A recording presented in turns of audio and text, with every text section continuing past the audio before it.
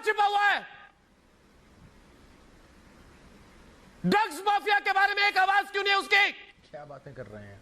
बात क्या हो रही थी और कहां जा रहे हैं आप? बोलती बंद क्यों? सर अंदर जी आप क्या बोलती नहीं, मैं बोल रहा हूं, मैं पूछ रहा हूं, जवाब देना, मैं पूछ रहा हूं सलमान खान का नाम लेकर। अर्शे को भी मैं जवाब देना। कहां है सलमान खान? सलमान एक आवाज नहीं उठी, एक स्टेटमेंट नहीं, एक ट्वीट नहीं, पर्सनल क्या? मैं पूछ रहा हूं सलमान खान कहां है? पूरे दिशा सालियान वाले मामले में चुप क्यों हो सलमान? चुप क्यों हो सलमान? सुशांत की हत्या के बारे में चुप क्यों हो सलमान? किस शहर में हो तुम? किस देश में हो तुम सलमान? देश के नब्ज के खिलाफ बोलने वाले आदमी हो तुम, तो बोल के दिखाओ।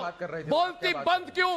बिग बॉस के डायलॉग दिए जाएंगे हाथ में, कोई लिखेगा तो फिर उसको पढ़ोगे रट्टा मार के, रट्टा मार के, तो क्यों ना पूछूं मैं? दोस्तों आज हम बात करेंगे बॉलीवुड और जर्नलिज्म के एक ऐसे मुद्दे की जो आजकल सोशल मीडिया पर काफ़ी सुर्खियों में हैं। आज कुछ ऐसे पत्रकारों ने जन्म ले लिया है, कुछ ऐसे पत्रकार उभर कर आ चुके हैं जिनके मन में एक ऐसा शैतान विश्राम कर रहा है जो आपसी भाईचारा, सौहार्द, प्यार मोहब्बत को बिगाड़ना चाहता है। सभी के अंदर से, सभी देशवासियों के अंदर से इस विषय को ख़त्म करना चाहता है और इस एक ऐसे विषय पे डिबेट शुरू कर देते हैं जिस डिबेट की कोई ज़रूरत नहीं होती। आज एक ऐसा मुद्दा मैं आपको बताऊंगा, एक ऐसे विषय के बारे में बताऊंगा जो काफ़ी गंभीर है। क्यों आज एक इस तरह के मुद्दे पे बात की जा रही है? क्यों आज बॉलीवुड और जर्नलिज्म को अलग अलग कर दिया गया? शायद बॉलीवुड के बिना जर्नलिज्म संभव नहीं है और जर्नलिज्म के बिना बॉलीवुड संभव नहीं है। हर अभिनेता चाहता है कि उसका इंटरव्यू एक बड़े चैनल पे हो और हर चैनल चाहता है कि हमारे पास हमारे टीआरपी के लिए एक बड़े चैनल का, हम बड़े चैनल के रूप में अगर हम हैं तो हमारे पास एक बड़ा सेलिब्रिटी आए जो हमारे चैनल पे अपना इंटरव्यू दे सके। लेकिन ऐसा क्या बर्ताव है? ऐसे मैं आज दो चैनल की बात करूंगा। उन्होंने, दो चैनलों ने ऐसा क्या बर्ताव किया जो इतनी समस्या आन पड़ी और ये इस मुल्क को दो भागों में विभाजित करने की कोशिश की जा रही है। ऐसी एक मुद्दा है, हिंदुस्तान के दो बड़े चैनल रिपब्लिक भारत और टाइम्स नाउ हैं। इन दो चैनलों ने एक नई जंग छेड़ दी, एक नई जंग को जन्म दे दिया। ये जंग है फिल्मी दुनिया की। फिल्मी दुनिया के बारे में, फिल्मी दुनिया की एक रंगीन मिजाज दुनिया है उनकी शायद, और जो आज जर्नलिज्म की दुनिया है, जर्नलिज्म की दुनिया भी एक बहुत बहुत फेमस दुनिया हो चुकी है। अर्नब गोस्वामी अपना एक प्रोग्राम करते हैं, पूछता है भारत, और उसमें चिल्लाते कैसे हैं वो तो आपने सभी ने देखा होगा। और उसमें अब मैं उस जंग की बात कर रहा हूँ जो उनके बीच एक युद्ध छिड़ा हुआ है, वो है सलमान खान को चैलेंज करना। जब सलमान खान को चैलेंज किया गया, उन्होंने कहा कि सलमान खान कहाँ है, सलमान खान कहाँ है, सलमान खान। सलमान खान को उल्टी सीधी बात की जाती है और सलमान खान इसका जवाब कैसे देते हैं? सलमान खान अपने पूरी फौज को लेकर 34 प्रोडक्शन हाउस, 4 फिल्मी ऑर्गेनाइजेशन, बॉलीवुड ऑर्गेनाइजेशन को लेकर हाई कोर्ट पहुंच जाते हैं दिल्ली। इन दोनों की जुबानी जंग अब हाई कोर्ट तक पहुंच चुकी थी। अब ये जब 34 प्रोडक्शन हाउस हाई कोर्ट पहुंच गए तो इसका मुद्दा क्या है? ऐसा इनके पास कौन सा विषय था जो 34 के 34 प्रोडक्शन हाउस हाई कोर्ट पहुंचे? एक फर्म है दिल्ली की, डीएसके फर्म, जो कानूनी फर्म है, जो वकील हैं, उनके द्वारा ये मुकदमा दायर किया गया। और उसमें जो अपमानजनक बात बताई गई, जो रिपब्लिक भारत ने और टाइम्स नाउ ने फिल्मी जो अभिनेता अभिनेत्रियों के बारे में कहा, तो उन्होंने क्या कहा? उन्होंने कुछ ऐसी उक्तियां फब्दी जिनका कोई मतलब नहीं बनता, जो शायद बहुत गलत हैं हमारे समाज के लिए भी और उस समाज के लिए भी जो बॉलीवुड का समाज है, बॉलीवुड की एक दुनिया है। तो रिपब्लिक भारत के अर्नब गोस्वामी बोलते हैं बॉलीवुड के उन स्टार के बारे में गंदा, ड्रगी आदि का इस्तेमाल करते हैं। उसमें कुछ चैनल वाले कुछ चैनल्स ये भी बोलते हैं यह बॉलीवुड है जहां गंदगी को साफ करने की जरूरत है। अरब के सभी इत्र इन बॉलीवुड की गंदगी को दूर नहीं कर सकते। यह देश का सबसे गंदा उद्योग है। इस तरह की उक्तियों का इस्तेमाल करते हैं। अगर असल में इस तरह की युक्तियों का इस्तेमाल करेंगे तो क्या ये सही है? ये बात सच है कि हर संस्था में, चाहे कोई भी दुनिया हो, फिल्मी दुनिया हो, पॉलिटिकल दुनिया हो या आपके जर्नलिज्म की दुनिया हो, हर जगह कुछ ना कुछ तो कमियां हैं। ऐसा तो नहीं कह सकते कि सभी बहुत अच्छे हैं।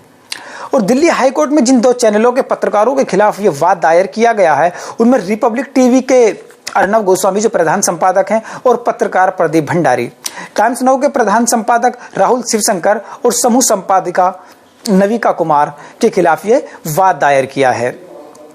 सभी अभिनेताओं ने दावा किया है कि फिल्म उद्योग अन्य उद्योगों को रोजगार देता है और रोजगार का एक बड़ा स्रोत भी है जो काफी हद तक इस पर निर्भर करता है। उन्होंने कहा है बॉलीवुड एक अद्वितीय है और किसी भी अन्य उद्योग से बहुत अलग पहचान बनाए हुए है। जब बॉलीवुड हजारों लोगों को रोजगार दे रहा है, ऐसा इतना सरकार को टैक्स देता है, एक अलग पायदान पे खड़ा है, तो इस तरह की एक बड़े चैनल के लिए शायद ये शोभा नहीं देता कि इस तरह की बात करे, उनकी सद्भावना के साथ, उनकी जो भावनाएं हैं उनके साथ खिलवाड़ करे। और इस कड़ी में जो 34 प्रोडक्शन हाउस और 4 ऑर्गेनाइजेशन गई हैं, मैं उनका थोड़ा सा जिक्र करता हूं, जिनमें 4 फिल्म इंडस्ट्रीज हैं। पहली है टेलीविजन निर्माता गिल्ड ऑफ इंडिया, दूसरी है cine and TV artist association, third है Indian film and TV producer council, fourth है स्क्रीन राइटर एसोसिएशन। ये हिंदुस्तान की सबसे बड़ी वो 4 संस्थाएं हैं जो फिल्मी दुनिया को देखती हैं और जिनमें 34 प्रोडक्शन हाउस हैं। उसमें है Aamir Khan production, Anil Kapoor and film communication, ad labs films, Arbaaz Khan production, Ashutosh Gowariker production, Salman Khan films, Roy Kapur films, Sohail Khan production, Yashraj films, Akshay Kumar production, Vinod Chopra production, Vishal Bhardwaj pictures, tiger baby digital, इसमें और इनके साथ लगभग करीब सारी 34 कंपनियां ऐसी हैं, 34 प्रोडक्शन हाउस हैं जो हाई कोर्ट गए और उनके खिलाफ याचिका दायर की। तो उसके बाद देश में लगभग, मैं आपको यहाँ बताता चलूँ, देश में लगभग 392 न्यूज़ चैनल हैं और 526 नॉन न्यूज़ चैनल हैं। इन सभी न्यूज़ चैनलों का जो कारोबार है वो कहीं ना कहीं विज्ञापन से चलता है और 526 नॉन न्यूज़ चैनल हैं, इनका भी कारोबार कहीं ना कहीं विज्ञापन से ही चलता है। और विज्ञापन के लिए बड़ी कंपनियों का होना ज़रूरी है और बड़ी कंपनियों के लिए होना, बड़ी कंपनी अगर हैं तो उन्हें सबसे इम्पोर्टेंट है कि हमारा माल कैसे बिके। अगर उनको अपना माल बेचना है तो एक किसी भी अभिनेता, किसी अभिनेत्री या किसी भी सेलिब्रिटी को वहाँ अपना ब्रांड एम्बेसडर बनाना पड़ेगा। तो कहीं ना कहीं इनके जो विज्ञापन हैं वो अभिनेता, अभिनेत्री या बॉलीवुड पर टिके हुए हैं। फिर भी ऐसी फब्दियाँ क्यों कसते हैं? अगर दुनिया की बात की जाए, मैं अभी पूरी दुनिया की बात कर रहा हूं, तो लगभग दुनिया की सबसे बड़ी विज्ञापन मार्केट भारत है, जहां अभिनेता या अभिनेत्रियों का अहम योगदान है। 2018 के अनुसार हिंदुस्तान में लगभग 75,000 करोड़ के विज्ञापन दिए गए, 2019 में लगभग 82,000 करोड़ के विज्ञापन दिए गए, 2020 में लगभग 90,000 करोड़ के विज्ञापन दिए गए। अगर ये चैनल ऐसे ही भड़काऊ बातें करते रहे तो शायद बड़ी कंपनियां विज्ञापन देने से कतराएंगी, दूर हो जाएंगी। और इनके लिए जरूरी है कि इस विषय पे चर्चा करें। इन चैनलों की जिम्मेदारी यह है कि वो सच्चाई को दिखाएं। मैंने आपको पिछले अपने प्रोग्राम में बताया था कि असल न्यूज़ क्या है। न्यूज़ वो होती है जो सरकार के खिलाफ बोले, सरकार की हर गलती के खिलाफ बोले। ऐसा नहीं है कि तुम सरकार के पक्ष में बोल रहे हो, जो सरकार के विपक्ष में हैं, असल न्यूज़ वह है।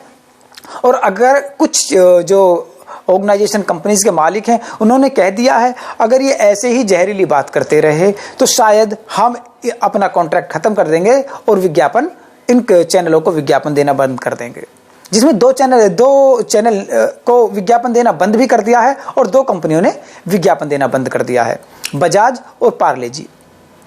बजाज और पार्ले जी ने जब विज्ञापन देना बंद कर दिया तो उन्होंने कहा अगर ये चैनल इस तरह नफरत फैलाते रहे तो शायद हम कभी इनको विज्ञापन नहीं देंगे और हमेशा के लिए इनके साथ अपना कॉन्ट्रैक्ट खत्म कर देंगे। और अगर भविष्य में कोई भी चैनल नफरती भड़काऊ बातें करता है तो हम उसके साथ भी अपना कॉन्ट्रैक्ट कैंसिल कर देंगे। और इसके लिए सभी कंपनियों को आना पड़ेगा, एकजुट होना पड़ेगा कि अगर इस तरह की तुम बातें करते हो तो हम अपना कॉन्ट्रैक्ट तुमसे खत्म कर देंगे। तो हो सकता है कि ये जब समझ पाएं कि अगर एक विज्ञापन इनका कमाई का सबसे बड़ा साधन है, अगर वही खत्म हो जाएगा तो ये अपनी लाइन पे आ जाएं। लेकिन मुझे नहीं लगता, क्योंकि सरकारें आज मदद करती हैं। जितने भी न्यूज़ चैनल हैं बिना सरकारों की मदद के नहीं चलते। तो सरकारों को अलग होना पड़ेगा, सरकारों का विरोध करना पड़ेगा, कंपनियों को एक अच्छा बनाना पड़ेगा, अपनी कंपनियों को, जो बड़ी बड़ी कंपनियां चल रही हैं। एक न्यूज़ चैनल शुरू करने में 250-300 करोड़ रुपए खर्च करते हैं। 250-300 करोड़ रुपए खर्च करने के बाद ये इस तरह की अगर नफरती भड़काऊ बात करेंगे तो शायद ये हिंदुस्तान को एक अलग मोड़ पर ले जा रहे हैं। शायद हिंदुस्तान एक बिल्कुल अलग जा रहा है। हम जिस हिंदुस्तान की खोज करना चाहते थे, हम जिस हिंदुस्तान को बनाना चाहते थे, हम प्यार और मोहब्बत का हिंदुस्तान बनाना चाहते थे, हम हिंदू मुसलमान को एक साथ लाने वाले पथ का हिंदुस्तान बनाना चाहते थे, तो वो कहीं धीरे धीरे दूर होता जा रहा है। अगर ये ऐसे ही दूर होता रहा, ऐसे ही चलता रहा, तो हम कौन सा हिंदुस्तान को कहाँ लेकर जाकर खड़ा कर देंगे। बजाज के मालिक कहते हैं कि मैं अपने बच्चों को उस हिंदुस्तान में बिल्कुल नहीं रहने देना चाहता, वहाँ बिल्कुल भी उनकी शिक्षा दीक्षा नहीं कराना चाहता जहाँ नफरती बात होती हो। धर्म है, अपने अपने धर्म पे चलने का अधिकार सभी को है, चलना भी चाहिए, मगर किसी भी दूसरे धर्म के लिए गलत बोलना ये शायद बहुत गलत बात है और हमारा संविधान भी इसकी इजाजत नहीं देता। अगर जिस चीज़ की हमारा संविधान इजाजत नहीं दे रहा, अगर हम उस काम को करें तो ये कितना सही है। लेकिन अभी मैं अर्नब गोस्वामी जो रिपब्लिक भारत के एडिटर इन चीफ हैं, उनको सुप्रीम कोर्ट ने कहा अगर आपको किसी से भी कोई समस्या है तो आपके चैनल के हेड ऑफिस के पास, और मुंबई हाई कोर्ट है तो आप वहाँ क्यों नहीं जाते, आप मुंबई से दिल्ली क्यों आते हैं। तो सबसे पहले आप जो कोई भी याचिका अगर आपको दायर करनी है तो आप मुंबई हाई कोर्ट में कीजिएगा। मगर याचिका दायर कर क्या करे, क्योंकि नफरती भड़काऊ बात तो खुद करते हैं। अगर ऐसे ही नफरती बात करते रहे तो एक दिन ऐसा आएगा कि सुप्रीम कोर्ट, हाई कोर्ट सब इनके खिलाफ हो जाएंगे। अभी पूरी पब्लिक इनके खिलाफ है, आवाम इनके खिलाफ है, बॉलीवुड इनके खिलाफ हो गई, जो और दूसरे चैनल हैं वो खिलाफ हैं, और जितनी भी संस्थाएं हैं वो खिलाफ हैं। शायद पॉलिटिकल पार्टी, आधे से ज़्यादा पॉलिटिकल पार्टी खिलाफ है। तो जब सब कुछ खिलाफ हो जाएगा तो फिर इनका बचेगा क्या। तो हमें ये ज़रूरत है और ये मानना पड़ेगा, ये समझना पड़ेगा कि हमें एक प्यारा हिंदुस्तान बनाना है, हमें भाईचारे वाला हिंदुस्तान बनाना है, हमें एक ऐसा हिंदुस्तान बनाना है जिस हिंदुस्तान की हमने वर्षों से खोज की थी, जिस हिंदुस्तान का हमने वादा करके मोदी जी को प्रधानमंत्री बनाया था, जिस हिंदुस्तान का वादा करके उत्तर प्रदेश में हमने योगी जी को बिठाया था, योगी जी को वोट दी थी।